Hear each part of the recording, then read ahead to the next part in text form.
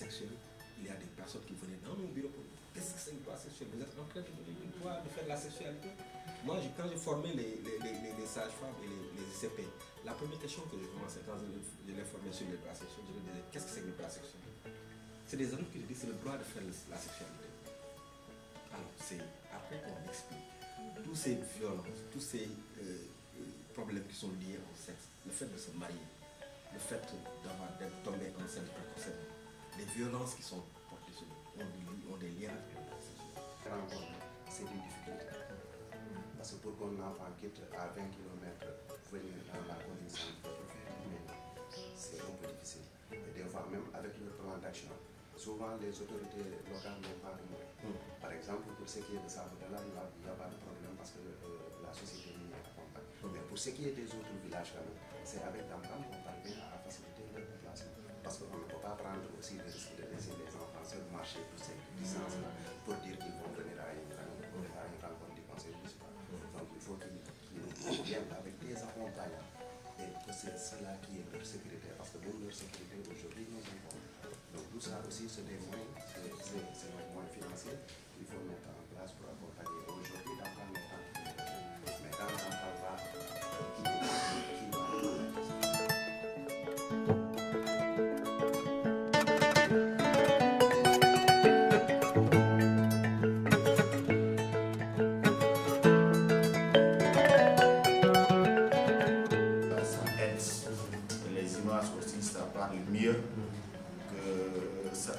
mieux et nous avons beaucoup apprécié les images, les affiches que vous avez au niveau des structures qui parlent des violences basées sur le genre, des violences faites aux enfants.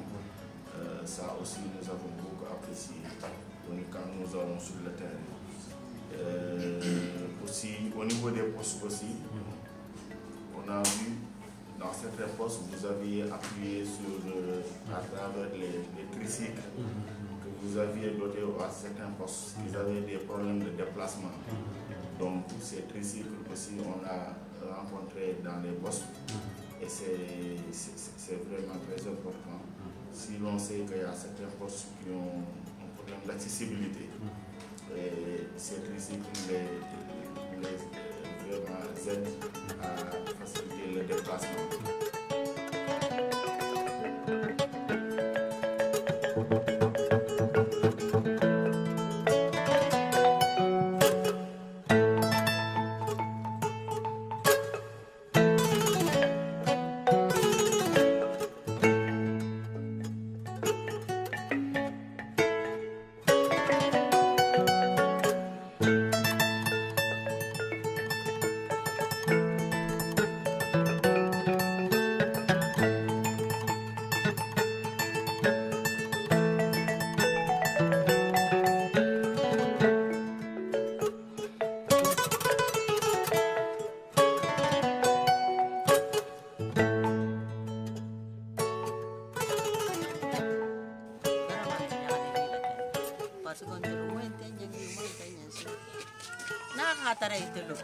Ki ben dingol la karana ku si fanyina ni ka safu no gaga ni ka mendi soto e mo dimba ti goleti ni fo ala ka takidema iko be nyakale li la kende e ka bismillah boti ya inati ya folo janni menna bajen gokku ko janni ba presentela e ka bismillah boti ya inati ya ka bismillah kende be ko ton be nyakale li dema den dimo jama be nyakale li la baro la.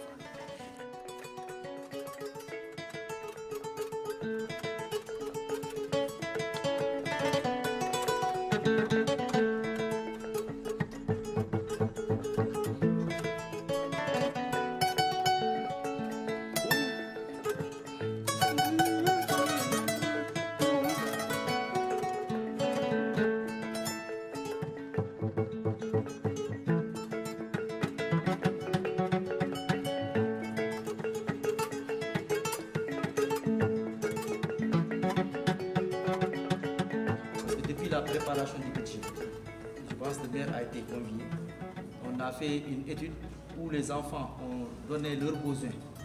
Donc c'est l'occasion pour nous de prendre ces besoins en compte dans le nouveau budget. Parce que pour dire vrai, avant, les gens avaient tendance un peu à oublier la petite enfance. Nous y compris, hein. Mais quand Dankam nous a éveillés par rapport à l'importance de cette couche, jusqu'à formaliser, à créer un conseil municipal des enfants, c'est en ce temps qu'on les a impliqués dans nos travaux de vote du budget. Donc ça a été fait.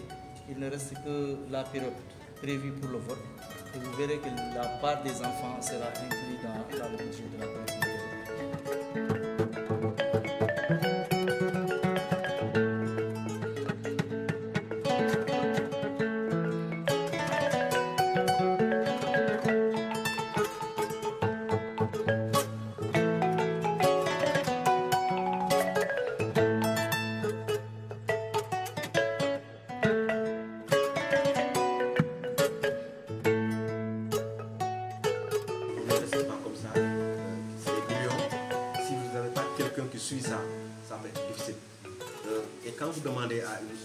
Responsable de lui dire que venez passer la journée. Quand un enfant vient, une jeune fille ou un jeune garçon vient consulter, vous lui expliquez comment ça se passe. Il le fait chaque jour pendant toute la semaine. À la fin du mois, s'il n'a rien, il le fait pendant 2 mois ou 3 mois, il est obligé d'aller chercher ailleurs. Et nous avons, dans le cadre du projet, on n'avait pas prévu d'avoir un moniteur et de le payer. Et c'est pourquoi on a mis sur place ces comités de gestion dans toutes les écoles, dans toutes les communes, dans toutes les structures de santé où on est allé. Mais le problème que nous avons, c'est la prise en charge du moniteur. Vraiment, si dans le cadre de votre budget également, vous pouvez aider à avoir quelqu'un qui va accompagner la structure de santé, parce qu'ils sont très occupés parfois, surtout pendant la période de pluie, où il y a beaucoup de cas de paludisme, quelqu'un qui va être avec eux, qui va accompagner les enfants, avec peut-être une subvention à la fin du mois qu'il peut avoir, ça peut encourager également à faire le travail correctement. Parce qu'on ne voudrait pas que ce soit un espace vide qui, une fois que nous sommes partis, ne sera plus fréquenté. On veut que ça soit toujours fréquenté, donc il faut quelqu'un là-bas. Et ça également, c'est un problème que nous posons sur la table, si on peut avoir une solution. Vous faire savoir que le choix de Dimboli n'est pas vraiment dû au hasard. Dimboli a été choisi pour cette visite parce que c'est une communauté engagée. C'est très important parce que vous êtes au fait de ce qui se passe dans la commune. Vous l'avez dit et vous nous avez même rappelé qu'au-delà des activités du projet Dankam, il y a aussi d'autres activités pour lesquelles la communauté en bénéficie. Et ça, c'est très important. Nous avons aussi écouté ce que vous avez dit en termes d'engagement par rapport au en tout cas, plaidoyer des occupants du LAM. Ça, c'est très important. Ça nous rassure par rapport à la pérennité des acquis. Donc à ce stade du projet, c'est un débat, c'est une réflexion et c'est vous qui allez nous donner vraiment les stratégies à mettre en place pour assurer la durabilité en tout cas des investissements de ce projet. L'ICP l'a dit, maintenant vous êtes vraiment responsable de la gestion et le directeur, en tout cas le coordinateur de Dankam a fait le plaidoyer par rapport à la gestion du LAM, notamment la mise en place d'un suivi assuré par un moniteur ou bien une monitrice. Donc nous vous remercions vraiment pour la disponibilité, pour l'accueil et réitérons aussi notre engagement à vous accompagner parce que vous nous accompagnez, nous aussi on vous accompagne, donc c'est un travail d'équipe. C'est un accompagnement de longue durée parce qu'au-delà du projet Dankam aussi, Carrefour International est là au Sénégal et nous comptons beaucoup sur votre engagement à continuer à accompagner la communauté mais aussi les programmes qui mettent en place des activités au niveau local. Pour moi, nous, on fournit un appui financier, mais finalement le travail, chacun d'entre vous ici dans la salle, ici présent à l'avant, c'est vous qui le réalisez. Puis ça me permet de vraiment constater à Dimboli l'engagement qui est présent. Puis ce que je trouve particulièrement aussi touchant ou que j'apprécie, c'est le travail de collaboration. C'est un travail d'équipe, c'est l'engagement de toutes les parties prenantes. On a les autorités gouvernementales, les autorités religieuses, médicales, mais aussi les parents et les jeunes. Tout le monde travaille ensemble pour permettre finalement l'accès. Hein, c'est l'objectif du LAM, du travail, de l'accès à de l'information qui soit complète pour engager ce dialogue avec l'ensemble de la communauté et puis permettre aux jeunes, filles et garçons, de pouvoir vraiment bénéficier, faire valoir leurs droits, puis faire des choix éclairés qui leur permettent finalement d'avoir un futur puis de contribuer au bien-être de la communauté, au bien-être du Sénégal. Alors, un travail de partenariat. Merci beaucoup à tout le monde, d'ailleurs à M. le maire pour le temps et puis l'accueil très chaleureux.